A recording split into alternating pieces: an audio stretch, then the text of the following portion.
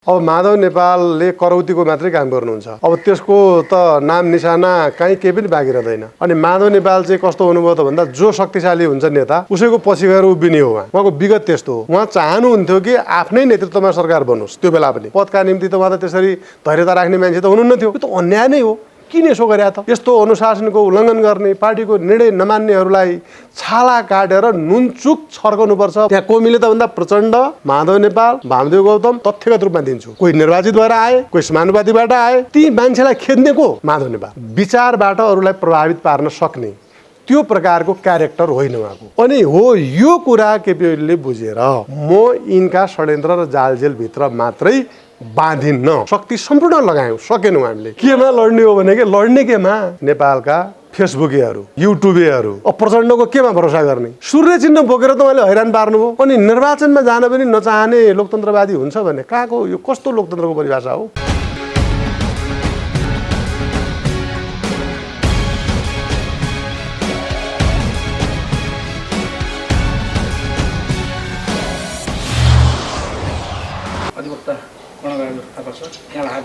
धन्यवाद।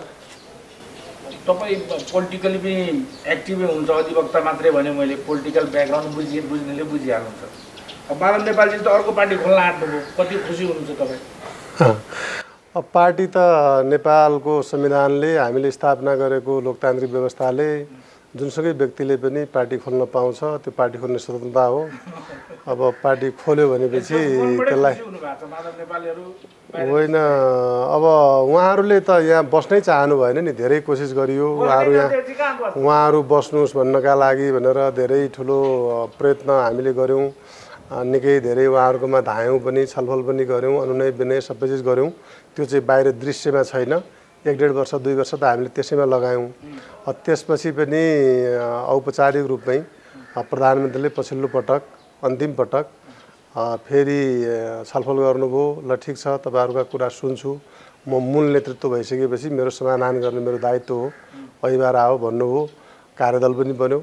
अब कार्यदलको छलफल भइरहेकै बेलामा उहाँले त पार्टीका विरुद्धमा दुश्मनीपूर्ण व्यवहार त गरिरहनु भयो।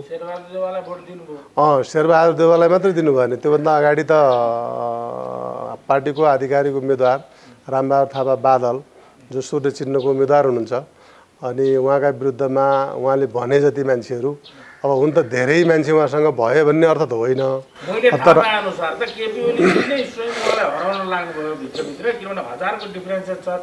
छैन, उनीहरूको पहिले नेपाली काङ्ग्रेसको मत जति थियो त्यो छँदै नै थियो। माओवादी केन्द्रको मत पनि जति हो त्यति नै थियो। र अहिले माधव नेपालले त्यसमा सहयोग कति गर्नुभयो त भन्दाखेरि प्रदेश सभाबाट, प्रदेश सभाका 56 जना मध्येमा उहाँले 11-12 जना मान्छेलाई मत उता हाल्न लगाउनु भयो। 56 मध्येमा अहिले 45 मत चाहिँ रामबहादुर थापा बादलले प्राप्त गर्नुभएको छ। त्यसै गरिकन 133 स्थानीय तहमध्ये उहाँले 30 जना मान्छेलाई मत हाल्न लगाउनु भयो। 103 त फेरि नेकपा एमालेमै रहनुभयो। त्यसैले उहाँले त्यहाँ घात गर्नुभयो, त्यति सक्नुभयो। उहाँले सक्ने भनेको अब एउटा यहाँनिर स्पष्ट हुनुपर्ने कुरा के हो भने यी तथ्यहरूबाट अब माधव नेपालले करौतीको मात्रै काम गर्नुहुन्छ। उहाँले कुनै जित्ने, विजय प्राप्त गर्ने, देश अगाडि बढाउने अथवा कुनै आफ्ना मूल्य मान्यताहरू अगाडि सार्ने त्यो उहाँको समय सकियो। अब दोस्रो अध्यायको सिपी मैनाली हो भन्ने तपाईँको तर्क? सिपी मैनालीको जति पनि गर्नुहुन्न होला हो। उहाँसँग त कुनै त्यस्तो किसिमको मत, विचार, दृष्टिकोण केही पनि छैन। यस्तो धेरै उहाँको ओह्रालोमा उहाँको खस्ने, उहाँको खसाइ कस्तो किसिमको हुन्छ भन्नुहुन्छ भने जति माथिबाट चिजहरू खस्छ नि त्यति त्यो दुर्घटना हुने, बाँच्दै नबाँच्ने गरी दुर्घटना हुने हुन्छ कि। अब कुनै पनि चिज चाहिँ 1 फिटबाट खस्यो भने त्यो बाँच्ने पनि सम्भावना हुन्छ। 2 फिटबाट खस्यो, 3 फिटबाट खस्यो, त्यस्तो भयो भनेपछि अलिकति बाँच्ने सम्भावना पनि रहन्छ। उहाँ त त्यो हजारौँ फिट माथिबाट खसेपछि अब त्यसको त नाम निशाना कहीँ केही पनि बाँकी रहँदैन। उहाँको खसाइ त्यस्तो हुन्छ। देखियो, त्यो व्यवहारबाट देखियो। त्यो त कुनै आरोप होइन। प्रशिक्षित गरेको जनताको बौद्धले जनवाद होइन, त्यो सूर्य चिन्हवाला कुराले चुनावमा जानुपर्छ, अर्कैले जनताको को पुरै मोह चाहिँ त्यो चिन्ह र त्यो स्कुलिङसँग छ। उहाँले जति कुरा लाए पनि यसपटक त जति फकाए पनि त्यो अभिमत त त्यो हिसाबले आउँदैन। उहाँको राजनीति केन्द्रीकृत रूपमा अगाडि बढोस्। त्यो तपाईँले भनेको कुरा एकदमै ठिक हो। त्यसलाई म अलिकति उहाँको पृष्ठभूमिसँग के जोड्छु भने हरेक राजनीतिक पार्टीका नेताहरूको भिन्न भिन्न पृष्ठभूमिहरू हुन्छन्। माधव नेपालको पृष्ठभूमि भनेकै के हो भने पार्टीभित्रको संस्था, पार्टीको निर्णय, पार्टीको मुख्य नेता भनेर नै संस्थापन भएर उहाँले खानुभएको अहिलेसम्म। उहाँको विगत नै त्यही हो। उहाँ 2038 सालमा सिपी मैनाली शक्तिशाली भएको बेलामा सिपीसँगै हुनुहुन्थ्यो। सिपीलाई उहाँले हटाउनु भयो षड्यन्त्रपूर्ण ढङ्गले, झलनाथ खान लाउनुभयो, झलनाथकै पछि लाग्नुभयो। त्यो बेलामा नेकपा माओवादीका बाहिर विरोधीहरूले गर्ने चार चतुर भनेर प्रचार गरिन्थे। त्यसमा झलनाथ खनाल, माधव नेपाल, मदन भण्डारी र जीवराज आश्रित बन्थे भन्न चाहिँ। अब मदन र जीवराज भनेको चाहिँ एउटा सङ्घर्षबाट आफ्ना विचार मान्यताहरूमा उभिएर अल्पमतमा रहेर अरू सबैलाई कन्भिन्स गरेर नेता बन्नुभयो।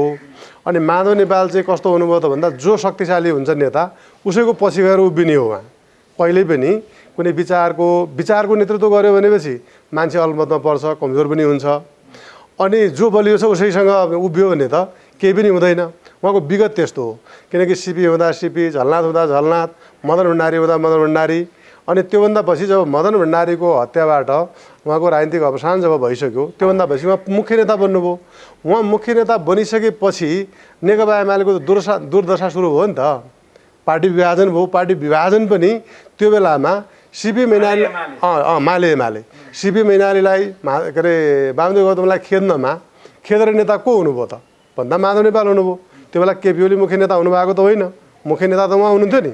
त्योभन्दा पछि त्यो विभाजनका लागि सबैभन्दा पृष्ठभूमि तयार पार्ने मान्छे भनेकै माधव नेपाल हो। किन भन्नुहुन्छ भने त्यो बेलामा सरकार गठन भयो। सरकार बन्ने सिलसिलामा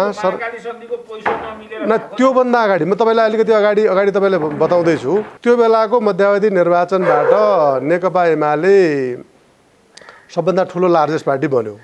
लार्जेस्ट पार्टीको सरकार बनाउँछौँ हामी, अरूसँग मिलेर बनाउँदैनौँ भन्यो त्यो बेलाको एमाले। मनमोहन अधिकारीको नेतृत्वमा त्यो बेलामा सरकार गठन हुने भयो। उहाँ चाहनुहुन्थ्यो कि आफ्नै नेतृत्वमा सरकार बनोस्। त्यो बेला पनि अब मनमोहन जस्तो लोकप्रिय मान्छे हुनुहुन्थ्यो, सिनियर मान्छे हुनुहुन्थ्यो, पार्टीको अध्यक्ष हुनुहुन्थ्यो। त्यस कारणले त्यो कुरा उहाँले भन्न सक्नु भएन। त्यसपछि त्यो बेलामा पार्टीभित्र छलफल के चलेको थियो भने मनमोहन अधिकारीको नेतृत्वमा सरकार बन्ने भएपछि माधव नेपाल चाहिँ पार्टी सञ्चालन गर्नुपर्छ, उहाँ त पार्टीको महासचिव हुनुहुन्छ। त्यस कारणले जानु हुँदैन भन्ने थियो। अब उहाँले त पदका निम्ति त उहाँ त त्यसरी धैर्यता राख्ने मान्छे त हुनुहुन्न थियो। त्यसपछि उहाँ सरकारमा जानुभयो र त्यो बेला प्रधानमन्त्री, रक्षा, परराष्ट्र मन्त्री उहाँ हुनुभयो। अनि त्यो भइसकेपछि अब वामदेव गौतमले एउटा मान्छे त पार्टी चलाउनु बस्नुपर्छ भन्ने कुरा भयो। अरू सबै नेताहरू त त्यो बेलाको मुख्य नेताहरू सरकारमा सामेल हुनुभयो, अरूका बारेमा विवाद थिएन। अनि त्यसपछि वामदेव गौतमलाई त्यो बेलामा विधानमा नभएको उपमहासचिव बनाइयो।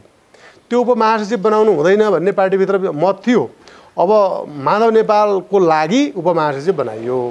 अब त्यसपछि त्यो उपमहासचिवको प्रयोग गरेर वामदेव गौतमले आफ्नो ढङ्गले उहाँ चल्नुभयो।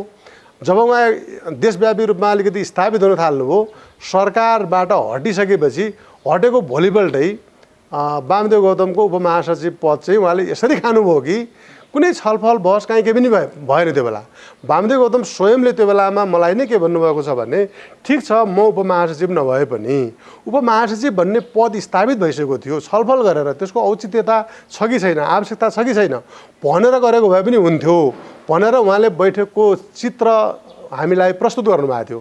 बैठक कसरी बोलाइयो त भन्दाखेरि बैठक बोलाइयो स्थायी कमिटीको। स्थायी कमिटीमा त्यो बेलामा धेरै मान्छे हुनुहुन्न थियो, 9, 10, 11 कति मान्छे हुनुहुन्थ्यो।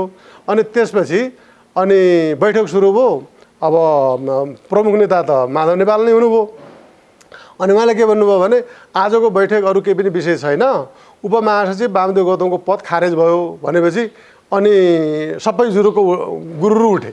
अनि वामदेव गौतमले होइन यसमा छलफल गरौँ न भन्दाखेरि होइन बैठकै सकिसक्यो त के को छलफल अब हो। यो भइसकेपछि वामदेव गौतमले त्यसपछि के गर्नुभयो त भन्दा मलाई यो अत्याचार म माथि हिजो सरकारमा जानु हुँदैन भन्दाखेरि कि म सरकारमा जान्छु नि त तपाईँ बस्नु भन्दाखेरि चाहिँ मलाई उपमहासचिव पद सृजना गरेर विधानमा व्यवस्था थिएन। त्यो चाहिँ गर्ने माधव नेपाल आज चाहिँ अनि म जस्तो मान्छेलाई चाहिँ मेरो अपमानित भनेर उहाँले देशव्यापी रूपमा हरेक मान्छेलाई त्यो बेलामा बाबुराम गौतमले म माथि अन्याय भयो, अन्याय यसरी भयो भनेर उहाँले हजारौँ मान्छेलाई भन्नुभयो, अभियानै चलाउनु भयो। सबै मान्छेले त्यसमा के भन्ने हो भने यो कुरा त ठिक हो, यो त अन्याय नै हो, किन यसो गरे त भनेपछि त्यहाँबाट पार्टी विभाजनको बिउ रोपियो।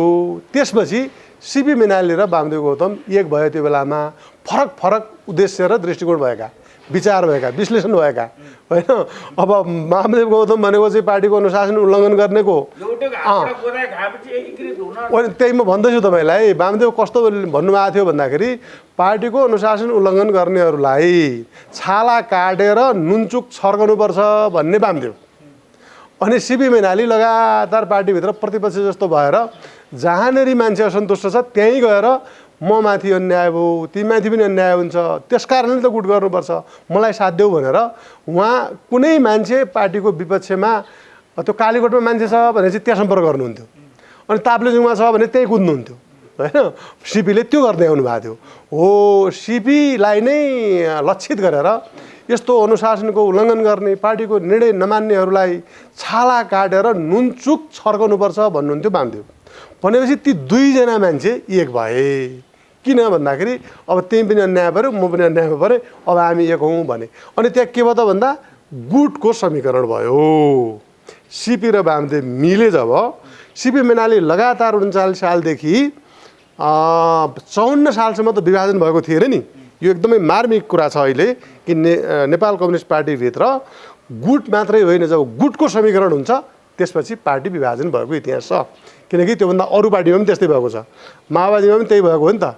किनकि त्यहाँ बाबुराम, मोहन वैद्य, रामबहादुर थापा त्यतिखेरका ती सबैहरूको गुटको समीकरण जब भयो नि पार्टी विभाजन भयो होइन।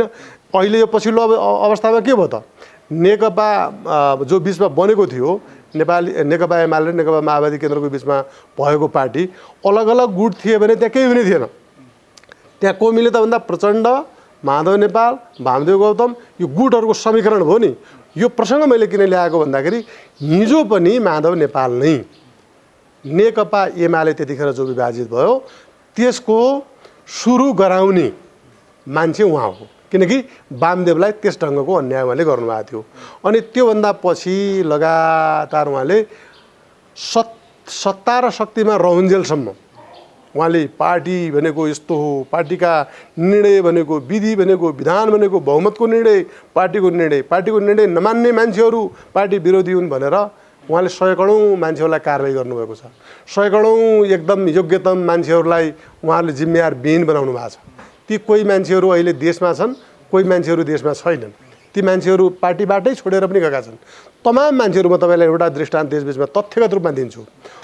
जब त्यो विभाजन भयो नेकपा एमाले र तत्कालीन मालेको, जब माले अब समाप्त भयो, सकियो, त्योभन्दा पछि अधिकांश मान्छेहरू त माओवादीमा गयो नि त। ती माओवादीमा कसले पठाएको त भन्दाखेरि माधव नेपाल नै प्रमुख मान्छे हुनुहुन्थ्यो नि त। अनि तिनै मान्छेहरू पछि माओवादीबाट जो 64 सालको निर्वाचनमा 72 जना मान्छेहरू पूर्व एमालेका मान्छेहरू माओवादीबाट सांसद भएका छन्। कोही निर्वाचित भएर आए, कोही समानुपातिबाट आए। ती मान्छेलाई खेद्ने को? माधव नेपाल। भनेपछि यो मतलब माधव नेपाललाई जुन आरोप लाग्ने गर्छ, मदन भण्डारीकै मिटिङमा उहाँले भारतीय आर्मी ल्याउँ यहाँ राजा विरुद्ध लडौँ भन्नु र प्रचण्डको एक्टिभिटी, म कसैले मनोगणन्य रूपमा या पूर्वाग्र पूर्ण ढङ्गले कसैले केही अभिव्यक्ति दिएको छ भन्ने आधारमा म बोल्न चाहन्न। उहाँले त्यो भन्नुभयो भन्ने प्रकारको कुरा चाहिँ सिपी मैनालीको अन्तर्वार्तामा मैले सुनेको थिएँ। त्यो अब राधाकृष्ण मैनालीले पनि नलेखेको इतिहासमा लेख्नु भएको छ। फेरि अब सिपी राधाकृष्णहरूको पनि कस्तो खालको विगत छ भने आफूलाई राम्रो परेको कुरा चाहिँ उहाँहरूले त्यसलाई धेरै ठिकै ढङ्गले मात्रै त्यसलाई दबाएर राख्नुहुन्छ र कतिपय कसैका साना कुरा भेटायो भनेपछि त्यसलाई मसाला बनाएर राम्रो ढङ्गले पस्कने। किनकि अब राधाकृष्ण पनि यदि पार्टीमा सही मूल्यमा, सही मान्यतामा उभिएको हुनुहुन्थ्यो भने त अहिले नेकपा एमालेको एउटा प्रमुख नेताका रूपमा रहनुहुन्थ्यो नि त। उहाँले पनि आफ्नो विचार, दृष्टिकोण ठाउँ जो हो नि त्यो छोडेको मान्छे हो। त्यस्तोले भनेको कुरा के हुन्छ भन्दा अलिक पूर्वाग्रहपूर्ण हुन्छ कि बुझ्नु भएन। जो मूल स्ट्रिममा छैन, त्यो घरमा छैन, अनि जुन मान्यतामा ऊ उभिएको छैन, मान्यता उसले छोडेको छ, त्यसपछि उसलाई अलिकति आरोप लगाउन मन लाग्छ, किनकि आफूलाई सही साबित गर्नका निम्ति त्यस्तो बाध्यता पर्छ होइन। उहाँले भनेको कुरा त्यसमा चाहिँ म जान चाहन्न, तर मैले तथ्यगत रूपमा प्रमाणित हुने कुरा भनेको के हो भने खालि सारमा माधव नेपाल सत्ता शक्ति भन्दा प्रति र विचारका आधारमा टिक्ने, विचारबाट अरूलाई प्रभावित पार्न सक्ने त्यो प्रकारको क्यारेक्टर होइन उहाँको। त्यस कारणले गर्दा उहाँले अर्को पार्टी गठन त गर्नु होला। उहाँसँग लाग्ने मान्छेहरू चाहिँ त्यो समयको बर्बादी हुन्छ, उहाँहरूको राजनीतिक जीवनको रक्षा हुँदैन र तिनीहरू अलपत्र पर्छन्। सुरुमै वार्निङ दिएर भड्काइदिनु होइन। अब त्यो म अहिले भनेको कुरालाई त म भन्छु नि त, राजनीति भनेको जवाबदेहिताको जिम्मेवारीको काम हो। यो जवाबदेही बन्नुपर्छ। मैले अहिले बोलेको छु, 20 वर्षपछि पनि त यो बजाउनु होला नि तपाईँले, म गलत साबित भयो भनेपछि होइन, अनलाइनमा रहिदिन्छ नि त। त्यस कारणले म के भन्छु भने 20 वर्ष अगाडि कसले के भनेको थियो त्यो कुराको पनि मूल्याङ्कन गरौँ। माधव नेपालले के भन्नुहुन्थ्यो? तपाईँको इमोसनल तर्क तपाईँले राख्नुभयो। माधव नेपालले हिजो जस्तो बिउ रोपेका थिए आज त्यस्तै फल फल्यो, अब खाउँ, अब तितो भयो उनी जानु, गुलियो भयो उनी जानु भन्ने खालको तर्क आयो अहिलेसम्म तपाईँको। केपी ओलीले पछिल्लो समय गरेको गतिविधि चाहिँ कुन हिसाबले सही हो भन्ने तपाईँको तर्क छ? तपाईँसँग त्यो केही छ जुन अडियन्सलाई तपाईँ मोटिभेट गर्न सक्नुहुन्छ? एकदम। म श्रोताहरूलाई बडो विनम्रतापूर्वक तपाईँको यो अहिलेको तपाईँको यो अनलाइन सुन्नुहुने सबैलाई एउटा तथ्य नेपालको के बताउन चाहन्छु भने नेपालको राजनीतिक इतिहास भनेको षड्यन्त्र जालझेलबाट सत्ता प्राप्त गर्ने, षड्यन्त्रकै माध्यमबाट मान्छेहरूलाई समाप्त पारिदिने त्यस्तो प्रकारको इतिहास मैले किराँत, लिच्छवी, मल्ल, राणा, पछिल्लो पञ्चायत र त्योभन्दा पछिल्लो जो लोकतान्त्रिक व्यवस्था स्थापना गऱ्यौँ हामीले भनिसकेपछिको पनि ती सबै घटनाक्रमहरूको केलाएर हेर्दा, मैले अध्ययन गर्दा, विश्लेषण गर्दा त्यस्तो प्रकारको नेपालको राजनीतिक इतिहास छ। अब केपी ओलीले गर्न खोज्नु भएको कुरा के छ अहिले भने यो षड्यन्त्रको माध्यमबाट सत्ता प्राप्त गर्ने र सत्ताबाट हट्ने होइन, स्वस्थ राजनीतिक प्रतिस्पर्धाका माध्यमबाट। हामी त लोकतान्त्रिक युगमा छौँ नि त अहिले। 21औं शताब्दी भनेको तर्कका आधारमा, तथ्यका आधारमा मान्छेलाई आफ्ना सही कुराहरू बताएर गलत कुराहरूलाई गलत हो भन्ने सिद्ध गरेर जनमत सङ्कलन गर्ने, त्यसका माध्यमबाट आफू नेता बन्ने या कसैलाई नेतृत्व गलत हो भनेर साबित गर्ने त्यो युगमा छौँ हामी। बिपी कोइराला, पुष्पलाल श्रेष्ठ, मनमोहन अधिकारी, मदन भण्डारी समेत कहीँ ठुला नेताहरू षड्यन्त्रकै शिकार हुनुभयो। 15 सालमा बिपीलाई षड्यन्त्रपूर्ण ढङ्गले समाप्त अरू कसैले पारेको थिएन। नेपाली काङ्ग्रेस नै हो त्यसका लागि जिम्मेवार। पछिल्लो पटक गिरिजाप्रसाद कोइराला या शेरबहादुर देउवाहरूको द्वन्द्व हेर्नुहोस्, त्यो नेपाली काङ्ग्रेसभित्रैकै खेल हो। भन्नाले केही सीमित मान्छेहरू यस्ता हुन्छन्, जङ्गबहादुर भएको बेलामा पनि जङ्गबहादुरका विरुद्धमा षड्यन्त्र गर्थे कि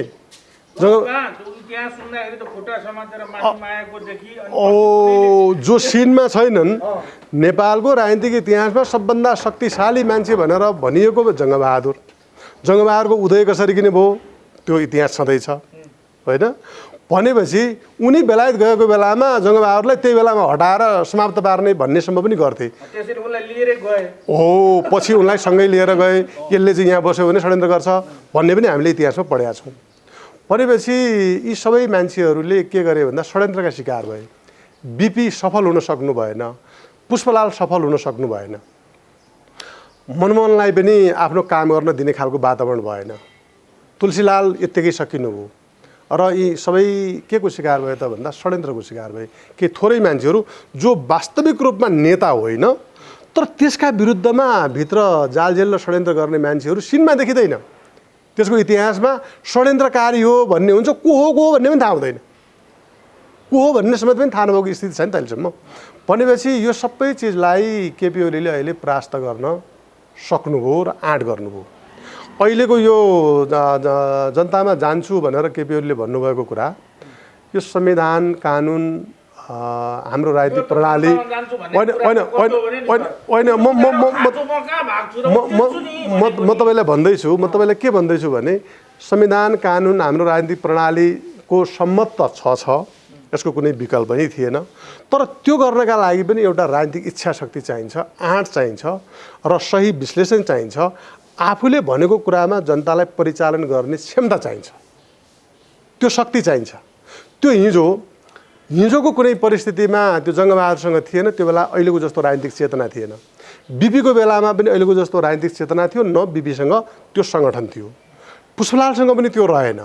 मदन भण्डारीको षड्यन्त्रपूर्ण ढङ्गले हत्या भएको हुनाले उहाँले केही गर्न पाउने कुरा भएन। र मनमोहनको बेलामा पनि विपक्षीको षड्यन्त्रबाट उहाँ पराजित हुनुभएको थियो।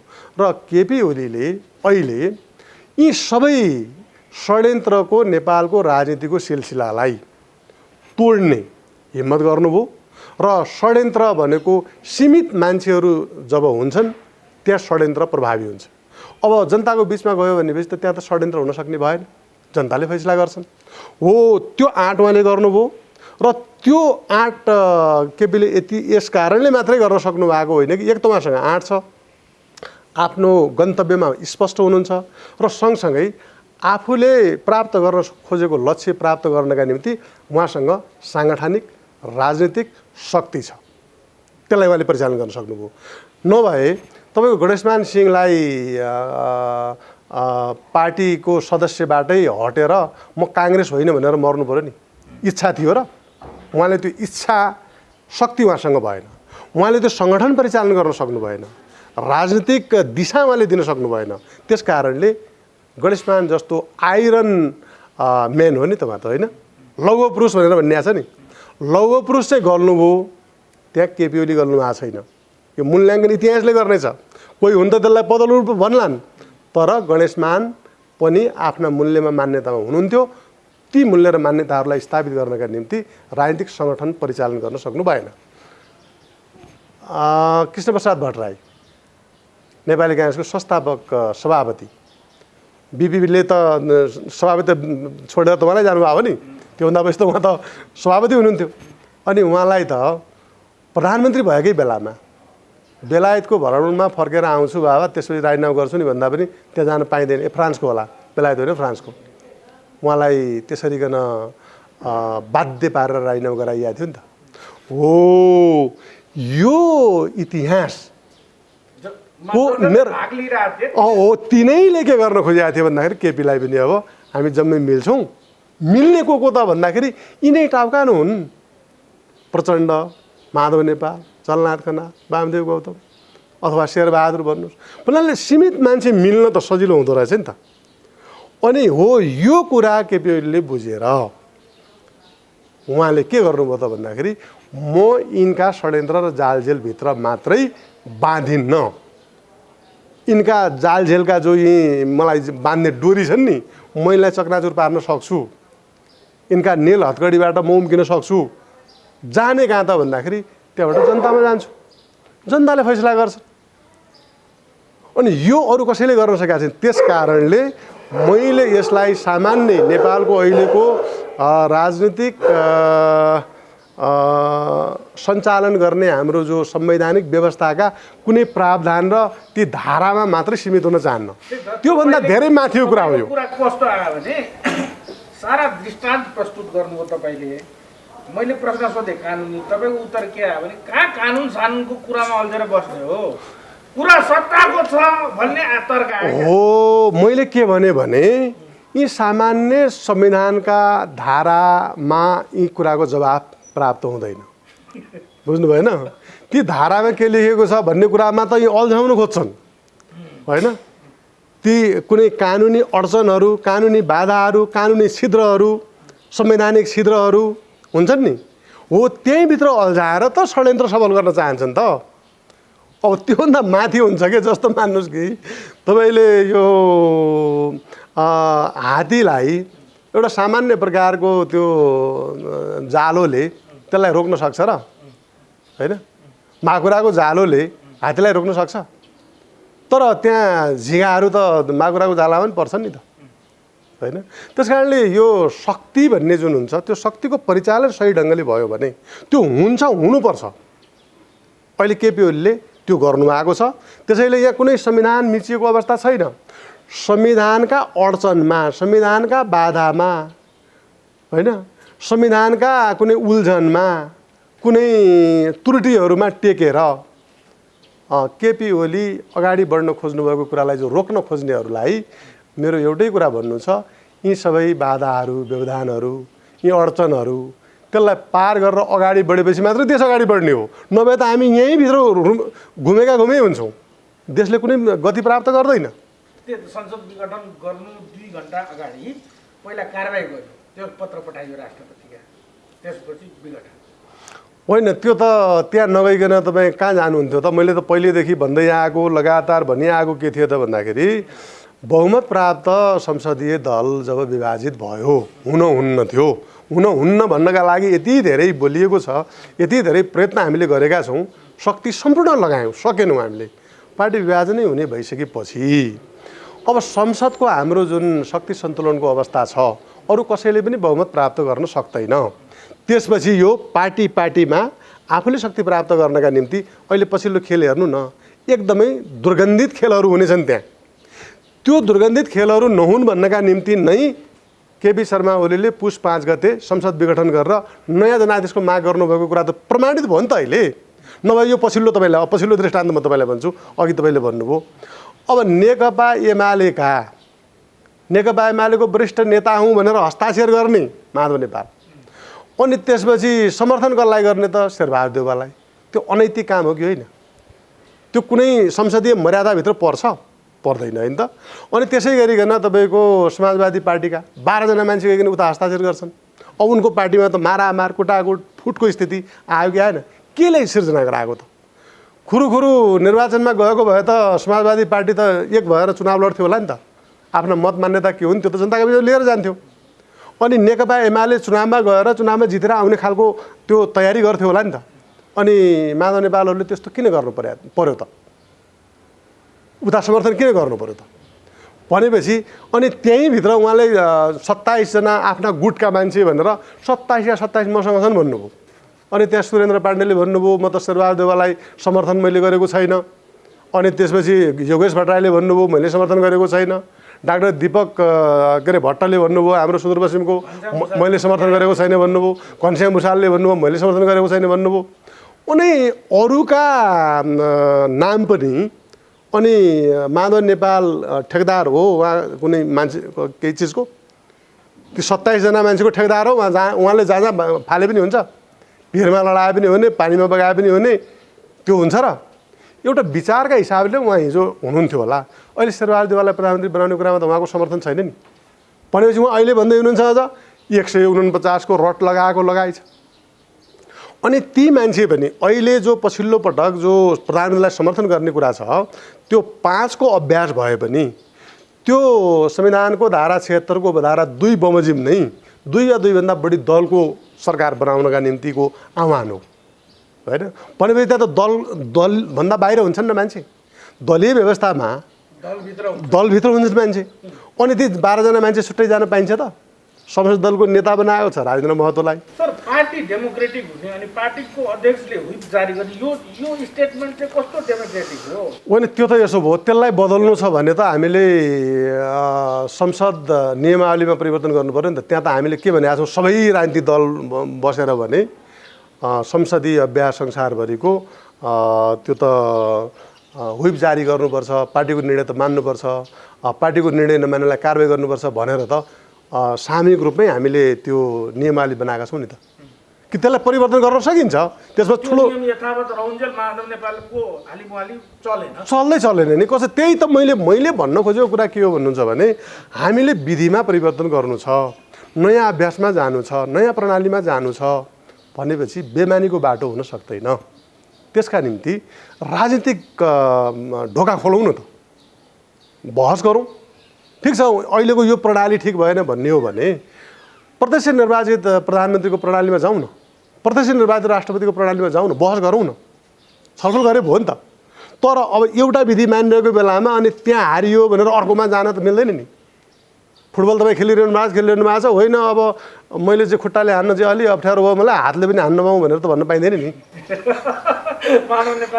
ओहो अहिले उहाँको चाहिँ के भयो त भन्नुहुन्छ भने फुटबल खेलेको बेलामा भलिबल खेल्न चाहने किन भन्दाखेरि अरू जम्मैले फुटबल खेलिरहेको छ उनले हातले हान्दा त तब न सकिने भयो खुट्टैको प्रतिस्पर्धामा फुटबल त खुट्टाले खेल्ने हो नि त अब माधव नेपालको स्थिति के भयो त भन्दाखेरि अनि भलिबल खेलेको बेला फेरि खुट्टाले खेल्ने त हुँदैन त्यहाँ भनेपछि जे विधिमा हामी छौँ जुन खेलमा हामी छौँ त्यही खेलको नियम हामीले मान्नुपर्छ अहिले हामी संसदीय परिपाटीमा छौँ त्यो संसदीय परिपाटीलाई सञ्चालन गर्ने विधि छ प्रक्रिया छ परम्परा छ होइन त्यसको निरन्तरतामा हामी छौँ अनि त्यो मानुन्जेलसम्म हामी त्यसमा जानुपर्छ कतिपय मान्छे यहाँ कस्तो कुरा गरिदिन्छन् भने हामी एउटा विधिमा छौँ अनि अर्को प्रणालीको कुरा गरिदिन्छन् कि अर्को प्रणालीको कुरा सैद्धान्तिक हिसाबले ठिक होला तर हामीले अभ्यास गरेको प्रणाली जुन हो त्यसलाई नमान्ने हो भने त त्योभन्दा ठुलो अराजकताको स्थिति के हुन्छ त्यस्तो कुनै अराजकताको त लोकतन्त्रमा कुनै स्थान हुँदैन ठाउँ नै हुँदैन त्यसको लागि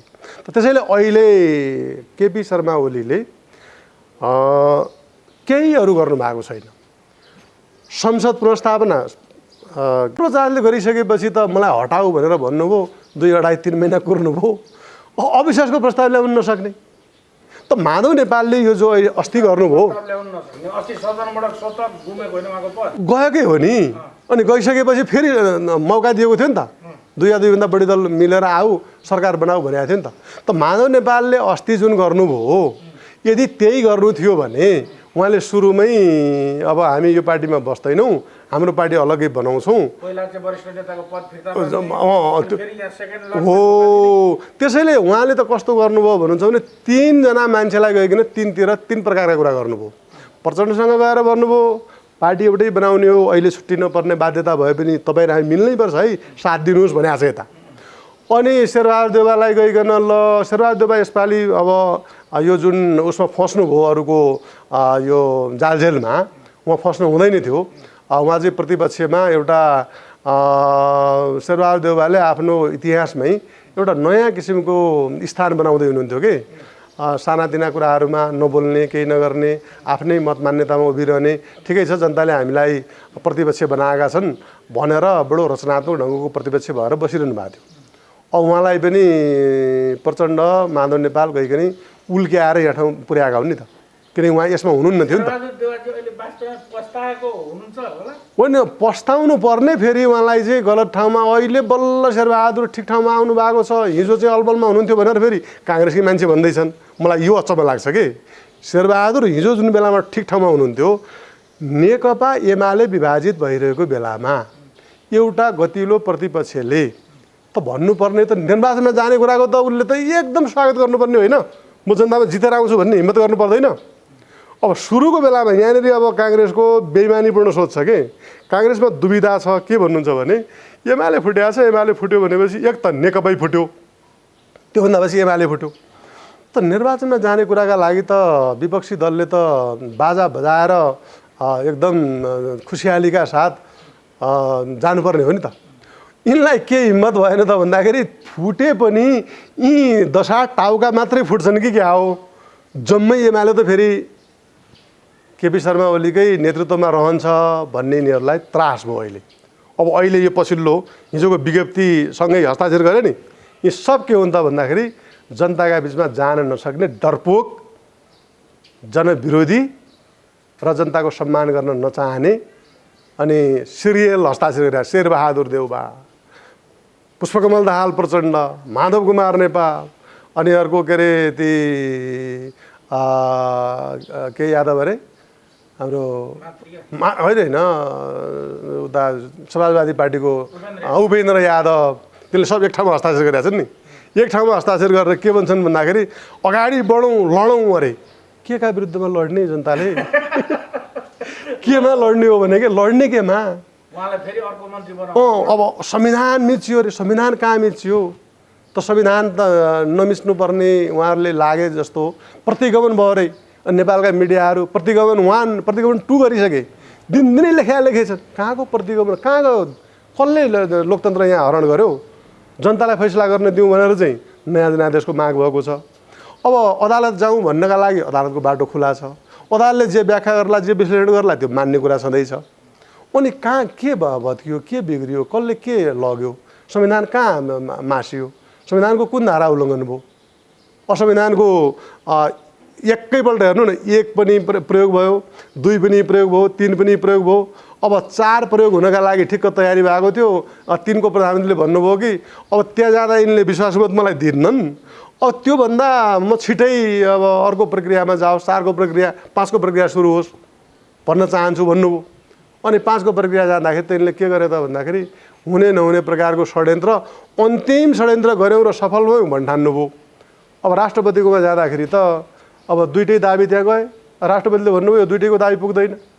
त्योभन्दा पछि प्रतिनिधि सभा विघटन गर्ने कुरा त मन्त्री परिषदले औपचारिक रूपमा निर्णय गरेर राष्ट्रपतिलाई दिएपछि अनि राष्ट्रपतिले त्योभन्दा बाहेक अरू के गर्न पाउनुहुन्छ र? म त संवैधानिक राष्ट्रपति हुनुहुन्छ। सरकार गठनका सन्दर्भमा चाहिँ संविधानले नै राष्ट्रपतिलाई वैधानिक अधिकार दिएको छ।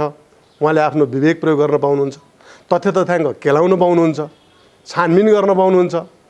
अब अरू सन्दर्भमा त मन्त्री परिषदले जे निर्णय गर्छ राष्ट्रपतिले त त्यही गर्नुपर्छ।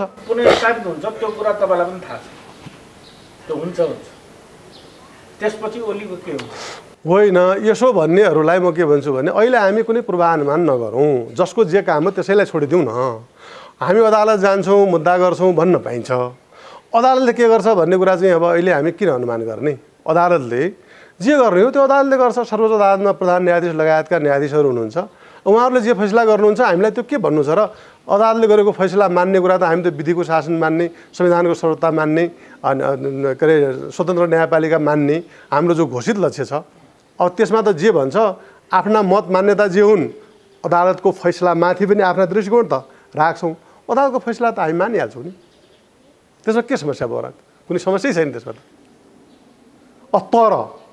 तर तपाईँले सोधेको प्रश्नमा के हो भन्दा केपी ओलीको राजनीति सक्यो भन्ने प्रकारको जो कुरा छ, अब एउटा कुरा म तपाईँलाई यहाँनिर राम्रो गरी के भन्न चाहन्छु भने तथ्यहीन, मेरो शब्दलाई राम्रो ध्यान दिनु होला, तथ्यहीन ढङ्गले प्रचार गर्ने नेपालका फेसबुकेहरू,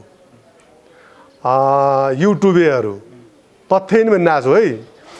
अनि त्यसपछि त्यसैलाई आधार मानेर यो सामाजिक सञ्जालका अरू पनि प्रयोग गर्ने र अनि नेपालको सञ्चार माध्यम जसले तथ्यहीन कुराको प्रचार गरेर त्यसैलाई सत्य हो जस्तो पारेर नेपालको राजनीति चलोस् भन्न ठान्नेहरूले नै अहिलेको समस्या बल्झेको हो, खडा भएको हो। त्यो किन म तपाईँलाई भन्दैछु भने अब केपी ओलीको राजनीति त सक्यो भन्छन्, अनि केपी ओलीको राजनीति सक्यो भनेपछि जम्मै एक किन हुनुपर्ने? अरू सबै विपक्षीहरू किन डराउनु पर्ने? किन हामी एक भएर त्यसलाई सकौँ भन्नुपर्ने? भन्नाले यो कुरा यदि हो भने के कुरा स्वीकार गर्नु पर्यो भने केपी ओली नेपालको राजनीतिको अहिले एक मात्र शक्तिशाली खेलाडी अहिले केपी ओली हो भन्ने कुरा मान्नु पर्यो नि। किन व्यवहारमा त उहाँले त्यो कुरा मान्नु भएको छ, भन्न उहाँहरूले कहिल्यै सक्नुहुन्न। भनेपछि कारणै के हो भन्नुहुन्छ भनेपछि केपी ओलीले पार्टीको एकीकरण गर्नुभयो, प्रचण्ड जस्तो मान्छेलाई पनि आफ्ना हात राखेर त्यो मैले नेपालको कम्युनिस्ट आन्दोलन र विश्वको कम्युनिस्ट आन्दोलन, प्रजातान्त्रिक आन्दोलन, जुनैसुकै आन्दोलनको पनि मैले त्यसलाई के भनेको थिएँ भन्दाखेरि यो कसैसँग तुलना गर्न नमिल्ने एकदमै ऐतिहासिक भयानक परिघटना भनेको थिएँ मैले, भयानक सकारात्मक परिघटना। त्यो सानो थिएन। त्यो बेला पनि के गरे त भन्दाखेरि यिनै मान्छेहरू मिलेर केपी ओलीलाई कमजोर मात्रै देखाउनु खोजे। नेपालमा मात्रै अहिले जनताको मतबाट निर्वाचित भएर झन्डै 2/3 अवस्थामा पुर्याइएको छ कम्युनिस्ट आन्दोलन। यसलाई सामान्य भन्न मिल्दैन, संसारमा कहीँ पनि यस्तो भएको छैन। भनेपछि त्यो गर्ने मुख्य नायकलाई पनि एकदमै कमजोर भनेर कसले परिभाषित गरे त भन्दा यिनै अब तथ्यहीन प्रचार गर्ने फेसबुके, युट्युबे र नेपालका मिडियाहरूले। त त्यो कुरा गलत रहेछ नि त। किनकि कमजोर भएको भए त एक लात्ता कसैले दियो भने त ढल्नुपर्ने त। अहिले पनि कोही नेपालको राजनीतिक खेलमा खेलाडीका रूपमा छ भने केपी ओली मात्रै देखिनुभयो त। अरूले त न अविश्वासको प्रस्ताव राख्न सके, न बहुमतको सरकार गठन गर्न सके। अनि उहाँले आफैले विश्वासको मत लिनुभयो, अरूलाई प्रश्न पनि केपी ओलीले पारिदिनु पर्ने, आफै प्रश्न हुन सकेनन्। माधव नेपालको भित्रभित्र त यही इच्छा थियो, तर उहाँले के गरिनु भएको थियो? ओलीलाई पेल्दाखेरि ओलीप्रति सहानुभूतिको वृद्धि भयो जस्तो उल्टो पो भयो त्यो। कुनै सहानुभूतिको वृद्धि होइन। अब राजनीतिमा त भरोसा योग्य नेता, नेतृत्व, नीति, विचार चाहिन्छ। अब आफ्नै भरोसा नभएको, ठेगान नभएकोलाई त अरूले कहाँ भरोसा गर्छ त?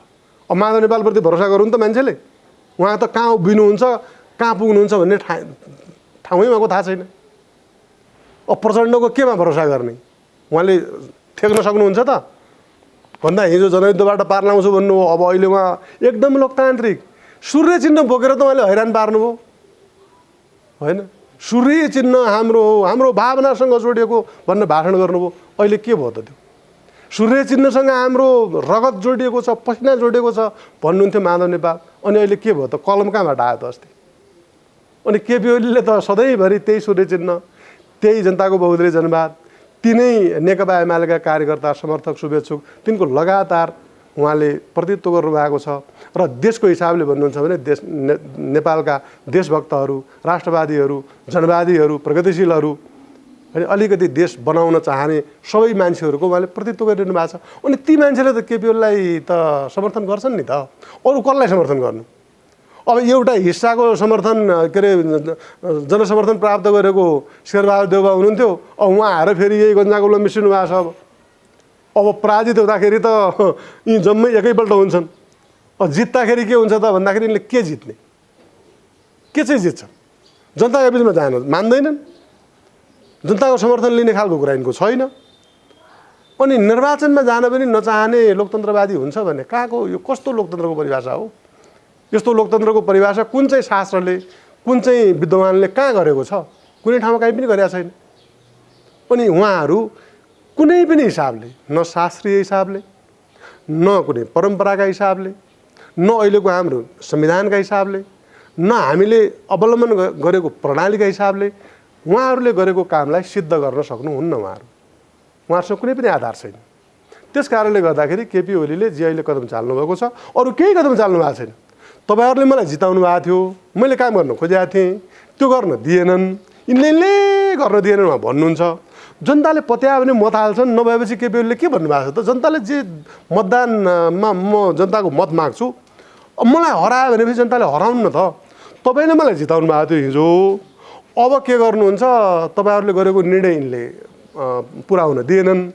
नगर्न दिने भनेका प्रचण्ड, माधव नेपाल, अब त शेरबहादुर पनि भन्नु पऱ्यो होइन? सबैले गर्न दिएनन्। यी एउटै ड्याङ्का मुला हुन्। अब तिनलाई छान्नुहुन्छ कि मलाई छान्नुहुन्छ, अथवा मेरो विचारलाई छान्नुहुन्छ? मैले यी कामहरू अगाडि बढाएको छु, यसको निरन्तरता चाहनुहुन्छ कि अथवा यिनीहरूले हिजो गरेका त छन् नि त, माधव नेपालले के गरे, प्रचण्डले के गरे, शेरबहादुरले के गरे भन्ने त हामीसँग त दृष्टान्त छन्, तथ्य छन्, तथ्याङ्क छन्। त्यो लिएर हामी जान्छौँ नि त। यिनले यो गरे हुन्, हामीले यो गरे हौँ, तपाईँको समर्थन कहाँ छ?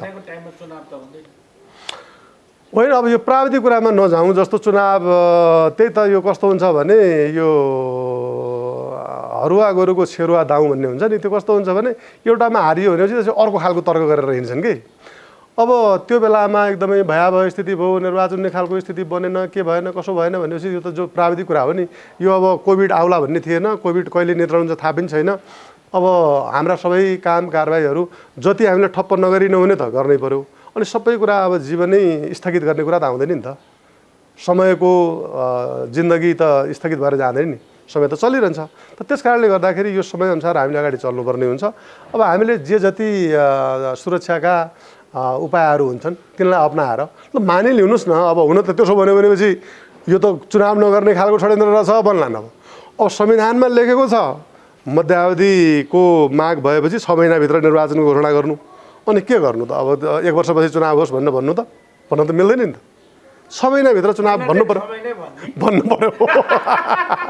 अनि होइन गर्ने नगर्ने भन्ने प्रकार गर्नेकै लागि भन्ने हो।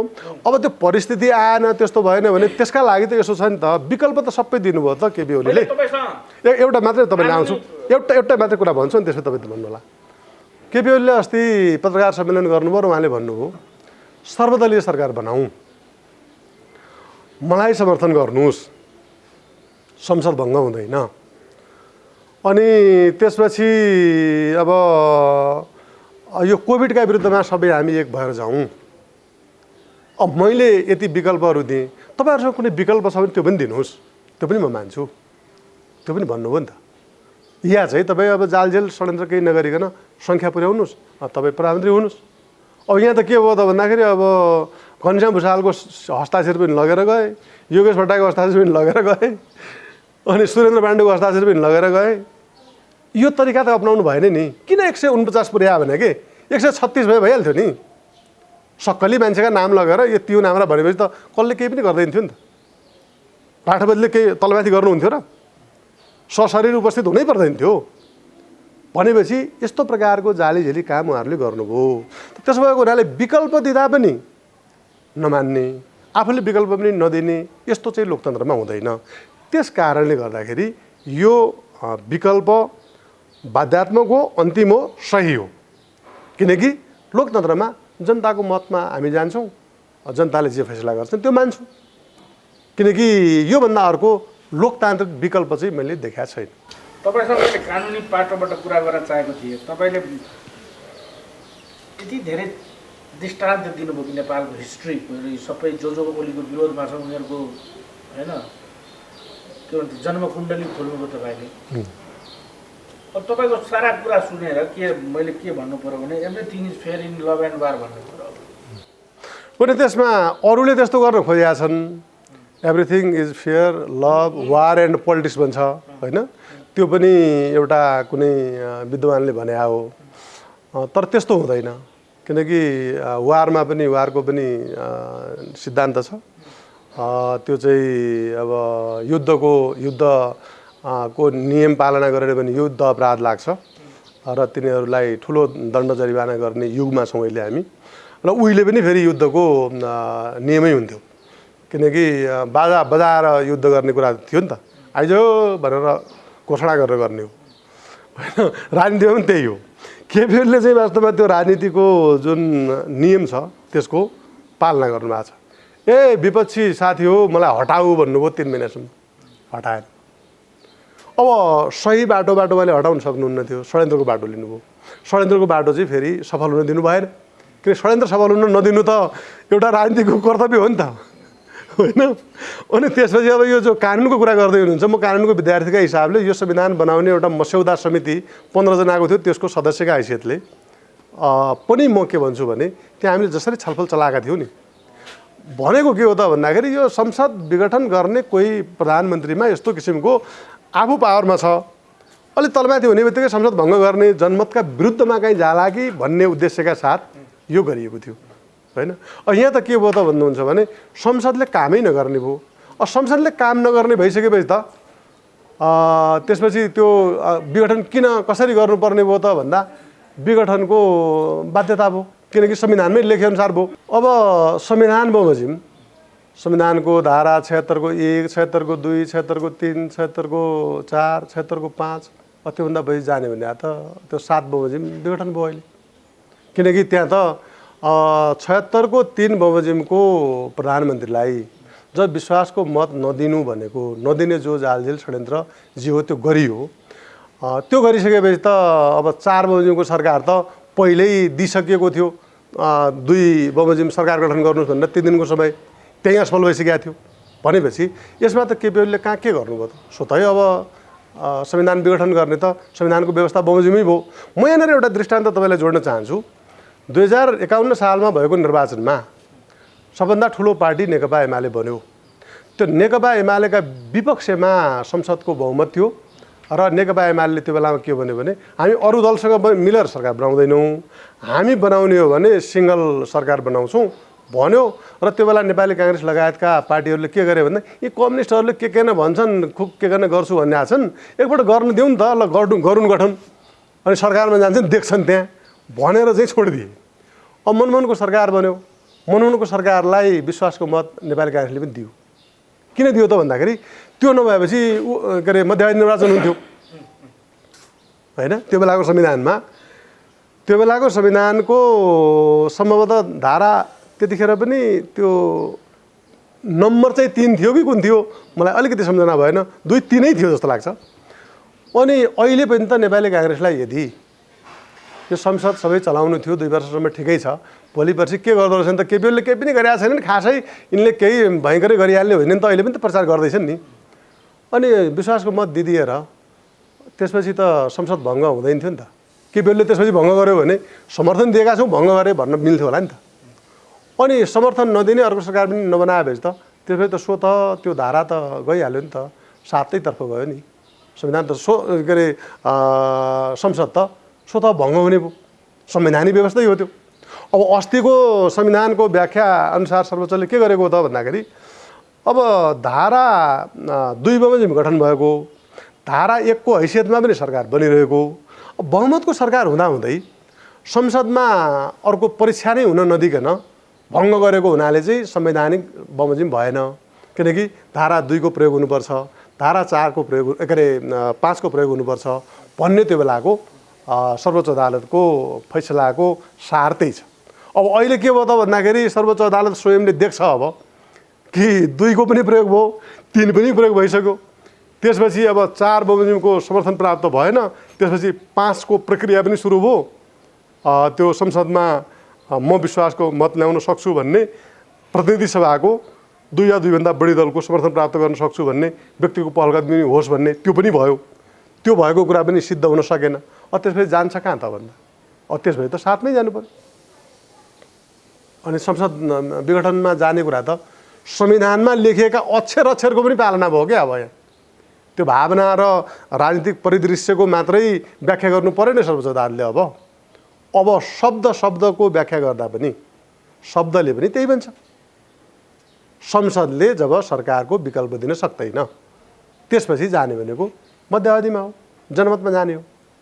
जनमतमा जाने कुराले कहाँ लोकतन्त्र समाप्त हुन्छ त? जनताले भोट हाल्छन्, ठिक छ नि त। नेपाली काङ्ग्रेसले अब आफ्नो पार्टी छँदैछ सड्ने होइन। आज अदालतमा तपाईँको जानकारीमा कति दर्जन रिट पर्यो होला सम्माननीय प्रधानमन्त्री? पर्न सक्छन्। अब त्यो त नेपालका अहिले यस्तो छ, मलाई ठ्याक्कै जानकारी त आएको छैन। म त्यसमा के भन्छु भने भन्दाखेरि फेरि अब कोही वकिल साथीहरू रिसाउनु होला। आजभोलि अदालत बन्द छ, मुद्दा मामिला पनि धेरै छैनन्, अरू काम पनि धेरै पर्दैन, बडा मुस्किलले त्यो पनि अब यो अहिलेको विज्ञान प्रविधिलाई प्रयोग गरिकन एकाध मुद्दाहरू गर्नुपर्ने हुन्छ। सामान्य अवस्था भएको भए जिल्ला अदालतमा मुद्दा हुने, के अरे उच्च अदालतमा हुने, सर्वोच्चमा पनि सयकडौँ मुद्दा मामिला हुन्थे, काम पनि उहाँहरूले पाइरहनु भएको हुन्थ्यो। अब अहिले त अरू काम छैन।